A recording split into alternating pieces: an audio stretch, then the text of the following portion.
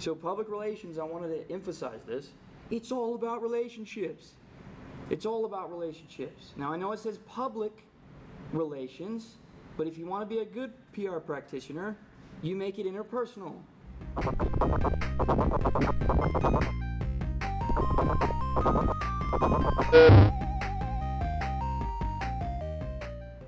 There we go. So, publics, this is really important for writing in general, especially if you're in PR.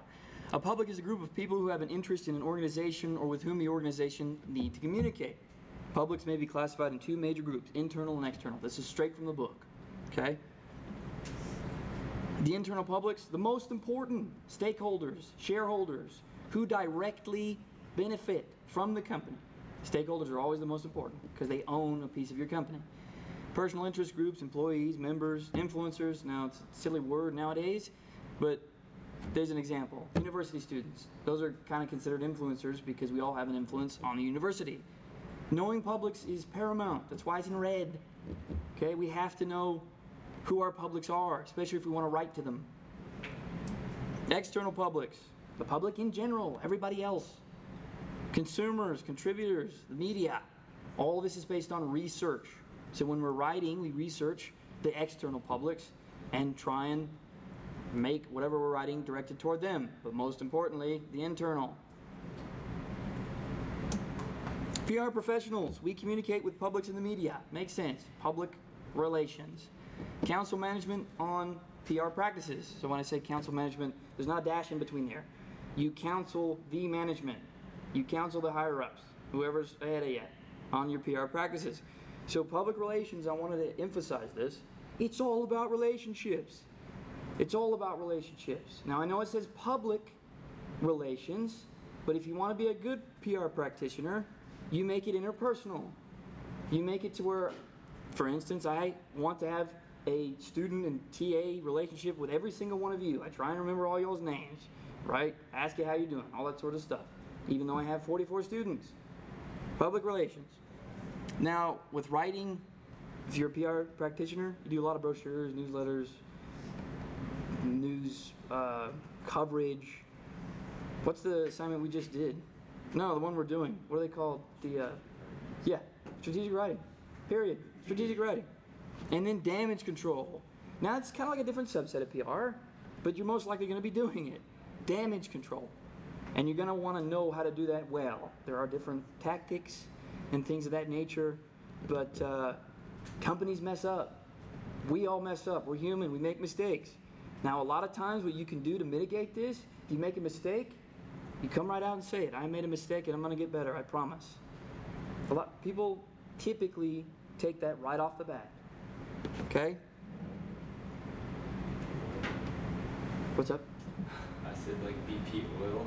Yes. Oh man, that's one of the main examples that all PR classes use.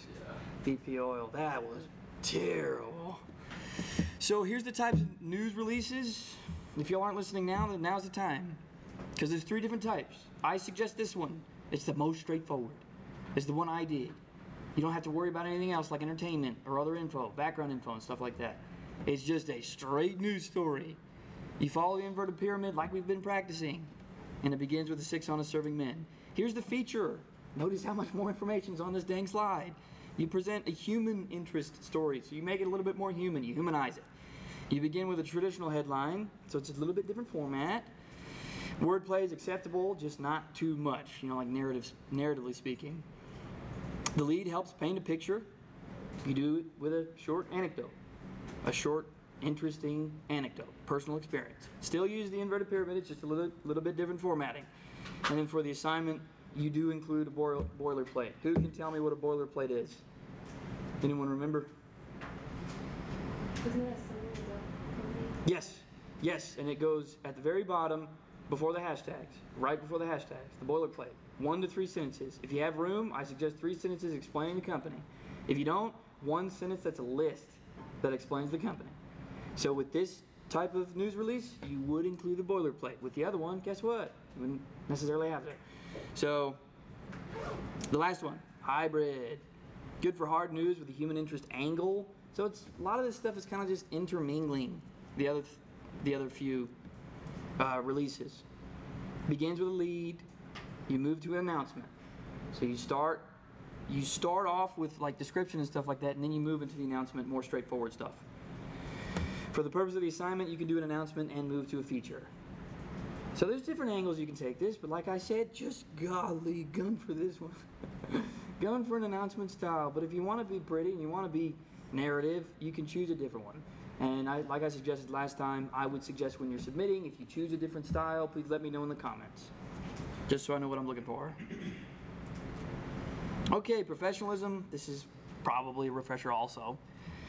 Don't be too personal. You don't know these people. It's like I think I wrote mine about Elon Musk and Starlink and stuff like that. I don't know him personally. Why would I act like I know him personally? Be professional.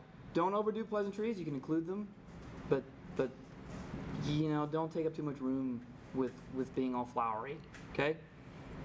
Keep compliments to a minimum. Say, for instance, you're a diehard fan. Say, for instance, I was a diehard fan of Starlink, and I love space and stuff like that, and I just keep complimenting whatever Elon Musk is doing. That's boring. It's not a news feature, right? It's just me being a diehard fan, and we can be able to tell. No humor. Just steer away from that. Period. In a news story. Okay. Keep it simple. Get to the point. AP style. Brevity. We absolutely look for brevity. We look for brevity. Okay. Avoid passive voice. This was interesting when I was researching it. So the toy was chewed. That's technically its passive voice. What was the toy chewed by? It's passive voice. Okay. It's not as strong writing because it's not as clear. Pretty sure we're almost done. Supposed to be present. Yes, probably. But if Oh, so chewed is in past tense, so was could be in past tense. so if our writing, like it already happened, so how do we do that? If an event already happened, or we just writing as if it didn't happen, it's happening right now. No, that's a good question. So if your event already happened, you'd put everything in past tense, right? Is that? Am I answering your question, or am I? Do we, if it's not supposed to be passive, do we act like it's happening right now? Oh, good question. If I were you, I would look up the differences between active and passive voice, just while y'all are writing, because I know it's a little difficult to write between the two. So I think what this example is showing is just to be a little bit more clear and straightforward. So the toy was chewed. What are we talking about? The toy was chewed by what? Does that make sense? So for this assignment, if it already happened, yeah, everything will be in past tense. And if you're clear, you should be able to avoid passive voice in general. Does that make sense?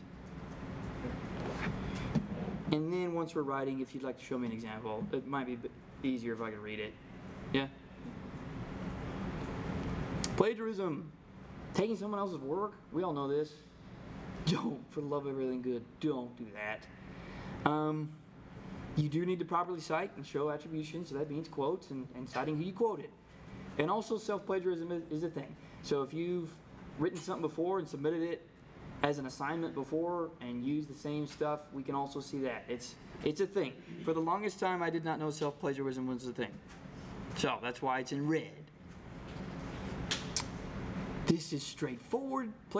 Paraphrasing is a restatement of text passages or work giving meaning in another form. Quote unquote, giving meaning in your form. How you would chalk it up. Sometimes it's really difficult, but again, we can see it. I would suggest not using the same two words if you're basing it off of something else, okay?